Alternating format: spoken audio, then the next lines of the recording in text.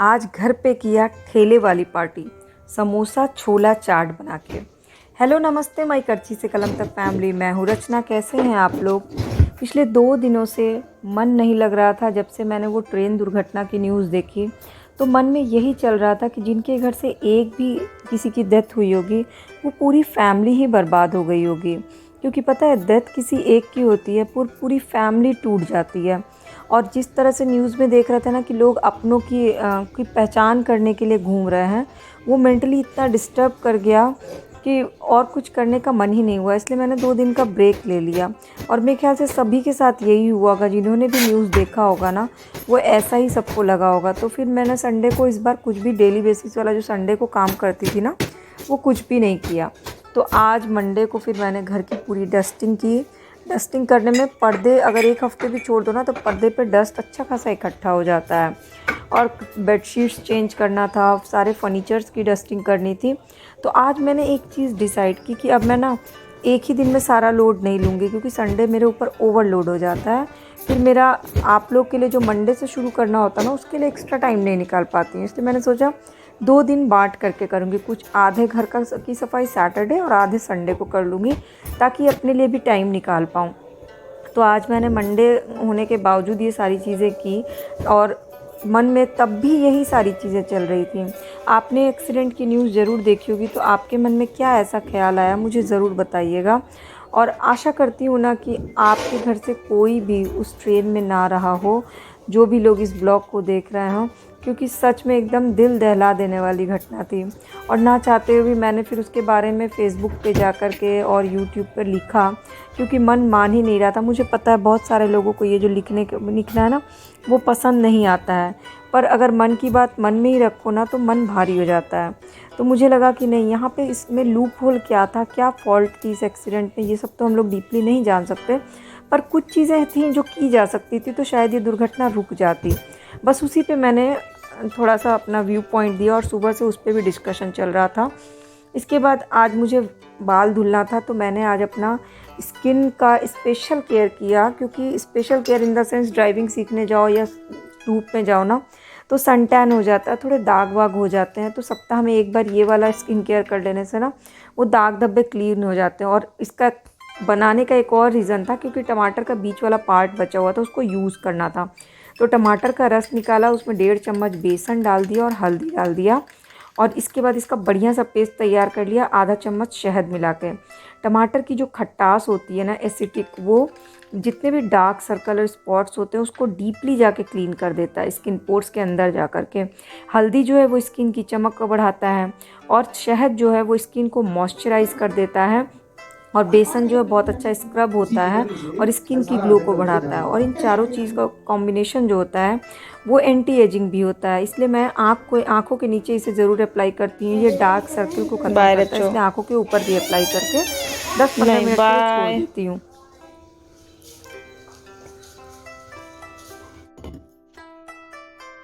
फिर रचित चला गया अपने स्विमिंग क्लास, और मैं आ गई ब्रेकफास्ट यानी नाश्ता बनाने के लिए।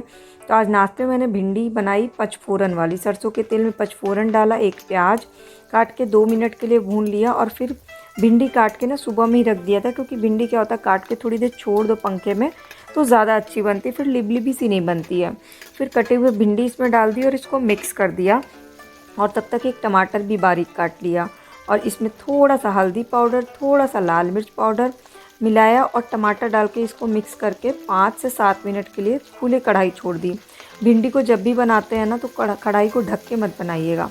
प्याज और टमाटर डालने के बावजूद ये भिंडी जो है ना लसलसी नहीं बनी। इसका 2 कारण है, एक तो नमक मैंने बाद में डाला, दूसरा मैं कढ़ाई भी कभी भी ढक करके नहीं पकाती हूँ, क्योंकि कढ़ाई से जो भाप निकलता है ना ढक्कन से, वो भिंडी में चला जाता है, तो भिंडी लिबलिबी सी बन जाती है।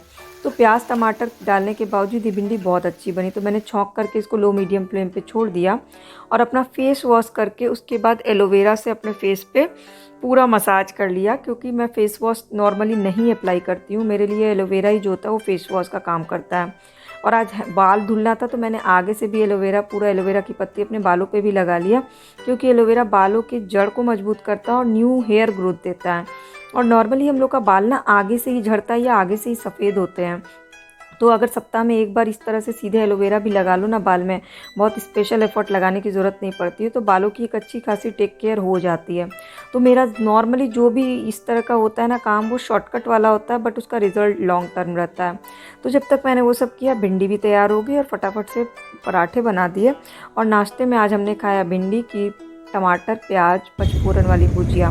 इसके बाद मैं निकल गई ड्राइविंग क्लास। अभी तक मैंने ड्राइविंग के दौरान कोई रिकॉर्डिंग नहीं करवाई है, और ये मैं पीछे सीट पे बैठ कर के रिकॉर्डिंग कर रही थी, जब दूसरा कोई बंदा है वो ड्राइव करता है। तो आज मंडे प्लस संडे हो गया मेरे लिए, इसलिए क्योंकि मंडे को होते हुए भी आज मैंने पूरे घर की क्लीनिंग, डस्टिंग, बेडशीट्स चेंज करना, पूरे घर का जितना भी है सारा चीज़ किया, वॉशरूम साफ़ किया, बाल धुल करके नहाई, और संडे को कर नहीं पाई थी। और अभी जस्ट मैं ड्राइविंग क्लास से आई हूँ। आज जाके फील हुआ कि हाँ मैंने ड्राइविंग की, क्योंकि आज क्लच, ब्रेक, एक्सीलेटर या स्टीयरिंग किसी पे भी जो मेरे ड्राइविंग टीचर हैं उन्होंने हाथ नहीं लगाया। कम्प्लीटली आज मैंने सारा कुछ किया।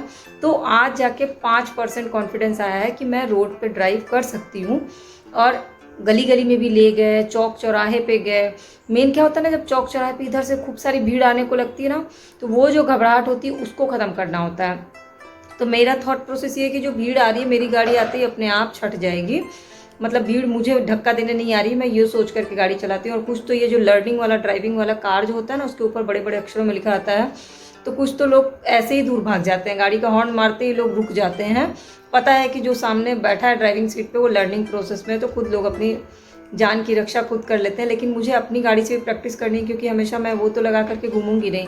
हाँ, अपनी गाड़ी में एल ज़रूर लगाऊंगी लर्निंग का, लेकिन फिर भी तो सब चीज़ पे ना एकदम टाइम पे, सेकंड टू सेकंड कंट्रोल करना बहुत ज़रूरी है। अभी मेरी ड्राइविंग क्लास का आज 6 डेज़ हो गया है, और अभी मेरे पास है 14 डेज़। तो 14 डेज़ में ना मैं कोशिश करूँगी पूरा प्रॉपर तरीके से सीख जाऊँ, ताकि लखनऊ जा कर के मैं डिपेंडेंट ना रहूँ किसी पे। कहीं भी जाना और रचित को या मुझे, तो ईजिली मैं निकल सकूँ। बस मेरा सिर्फ और सिर्फ ये भी टारगेट है, और एक ये कि एक और नई चीज़ लर्निंग के उसमें कॉन्फिडेंस बढ़ा है। तो आज की ब्लॉग में आपके लिए बहुत सारी चीज़ें और भी हैं, तो ब्लॉग को पूरी ज़रूर देखिएगा, और अच्छी लगेगी तो लाइक, कमेंट, शेयर और सब्सक्राइब बटन को क्लिक करके बेल आइकन को प्रेस कर लीजिएगा, ताकि आप मेरी इस फैमिली का परमानेंट मेंबर बन जाए।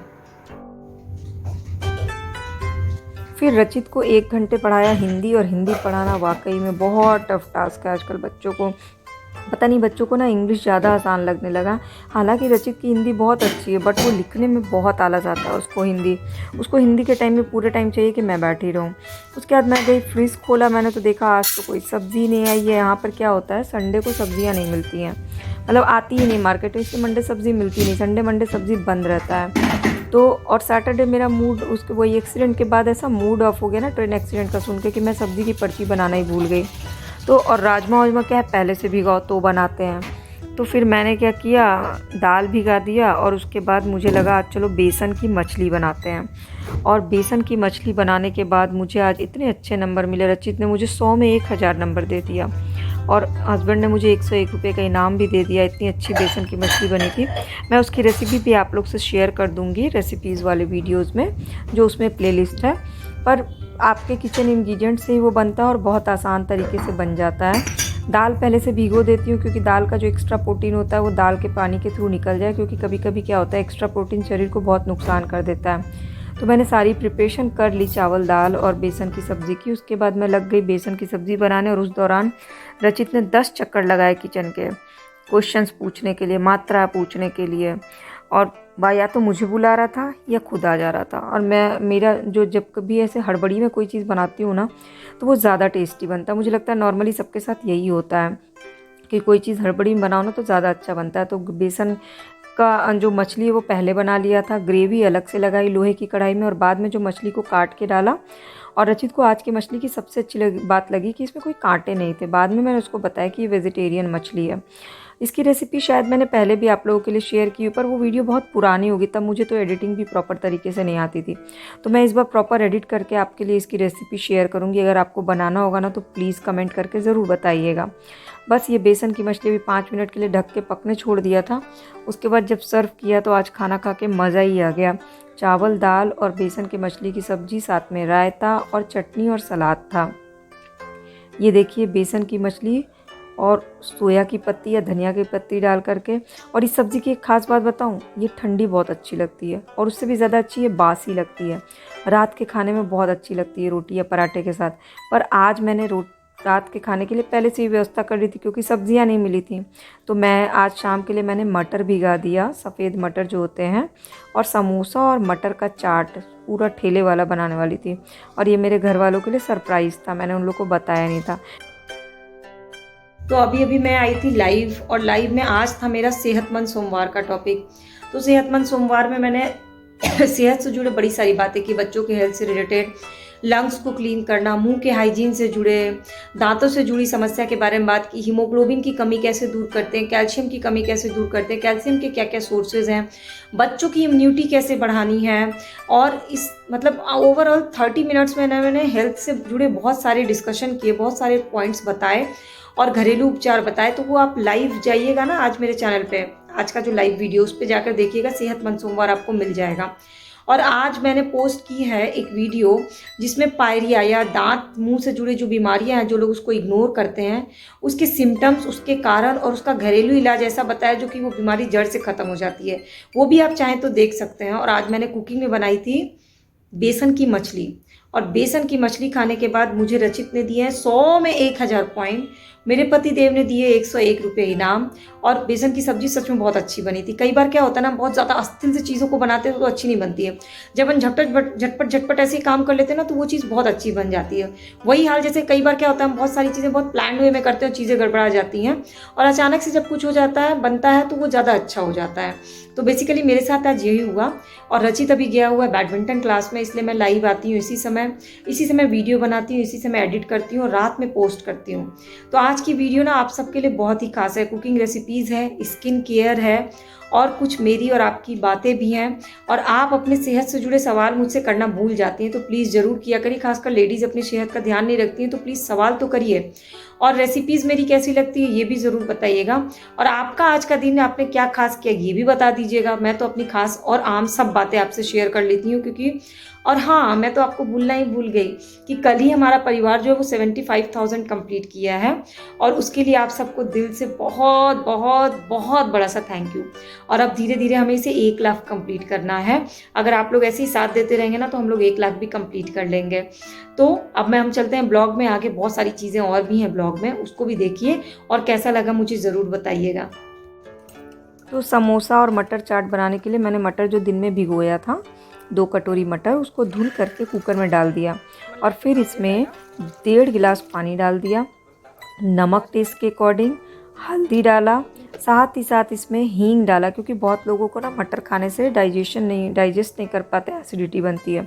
और 2 चुटकी खाने वाला सोडा डाल दिया, इससे मटर बहुत जल्दी गल जाता है। और गैस पे चढ़ा दिया उसमें सीटी लगने के लिए लो मीडियम फ्लेम पे। और आज जो समोसा है वो मैं आटे का बना रही थी, तो मैंने 3 चम्मच गेहूं का आटा लिया, उसमें 1.5 चम्मच रिफाइंड ऑयल डाला ताकि कुरकुरे से समोसे बने, मोइन अच्छे से पड़ जाए। इसके बाद इसमें मंगरेल डाला और नमक डाल करके इसको अच्छे से हाथों से पहले मैश कर लिया, मिक्स कर लिया, और फिर पानी डाल के नॉर्मल आटे की तरह गूँथ लिया। और समोसे का जो स्टफिंग था वो मैंने आलू के पराठे के लिए तैयार किया था, बट आलू के पराठे वाला स्टफिंग से थोड़ा अलग होता है समोसे का। तो मैंने क्या किया, मेरे पास भुनी हुई मूंगफली पड़ी थी, उसको हल्का सा दरदरा कूट करके मैंने आलू की जो तैयार किया ना उसमें डाल दिया। तो ये प्रॉपर समोसे वाला स्टफिंग तैयार हो गया था। बेसिकली मैंने आलू का पराठा बनाया था जब परसों रात, हाँ कल रात में, तो ये बच गया था स्टफिंग, तो फिर से आलू का पराठा बनाने का मन नहीं हुआ, तो मैंने इसको कन्वर्ट कर दिया समोसे के लिए। और अब फटाफट से लोइयाँ बेल के उसको काट के समोसे का शेप दे के आलू भर दिया, और कढ़ाई पहले ही चढ़ा दी थी रिफाइंड ऑयल डाल के, क्योंकि समोसा जो है ना बिल्कुल गर्मा गर्म ऑयल में छनता है। और 3-4 लोग के लिए बनाना था ना, तो बहुत जल्दी ही बन गया। और मेरे पड़ोस में जो रहती है उसके यहाँ भी मैंने चाट बना करके भेजा, उन लोग को भी बहुत पसंद आया। तो ये ना लो मीडियम फ्लेम पे समोसा छानते हैं। उसके बाद मैंने बाकी प्रिपरेशन कर ली, खट्टी चटनी पीसी, इमली की चटनी थी मेरे पास, इमली का पानी खट्टा खट्टा निकाला, दही निकाला, कुछ कटिंग कर ली जैसे प्याज, धनिया, मिर्चा और टमाटर। ये चाट कैसे बनाते हैं पता है, पहले समोसे को तोड़ देते हैं, इससे मेरी बचपन की यादें जुड़ी हैं। समोसे को तोड़ देते हैं, फिर इसमें मटर डालते हैं, ऊपर से गीला गीला एकदम पानी वाला मटर। और मटर डालने के बाद इसमें प्याज, टमाटर, धनिया पत्ती, हरी मिर्ची डाल देते हैं। पहले ये इसलिए डालते हैं ताकि जब आप ऊपर से नमक और चाट मसाला डालो ना, तो प्याज टमाटर में भी उसके फ्लेवर आ जाए। फिर इसमें इमली की मीठी चटनी, धनिया की खट्टी चटनी, दही 1 चम्मच अपने अपने टेस्ट के अकॉर्डिंग, और इमली का खट्टा पानी, इमली भिगा करके उसको मैश करके उसका पानी निकाल दिया था। ये बचपन की याद से जुड़ा है। बचपन में जहाँ भी चाट खाते थे इमली का पानी ज़बरदस्त पड़ता। तो ऊपर से घर का भुना मसाला और चाट मसाला, काला नमक, थोड़ा सा कश्मीरी लाल मिर्च पाउडर और मिक्सचर